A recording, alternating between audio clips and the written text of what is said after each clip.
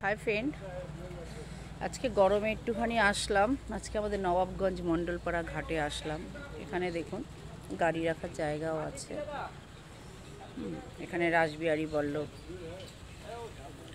Photo দিয়েছে। এখানে সব ঠাকুরগুলো রেখেছে। একটা বড় ঠাকুর মা গঙ্গা, সামনে সবাই বসেছে। ভালোই লাগছে এই জায়গাটা বসতে। ওপারটা দেখা যাচ্ছে। গরমের মধ্যে সবাই বসেছে, সব কাপিল, বেশি বেশি কাপিলে বসেছে, সব জোড়া জোড়া। এই আমার হাজবেন্ড বসে আছে, আমার ব্যাগও রয়েছে। একদম দূর থেকে ভালোই লাগছে।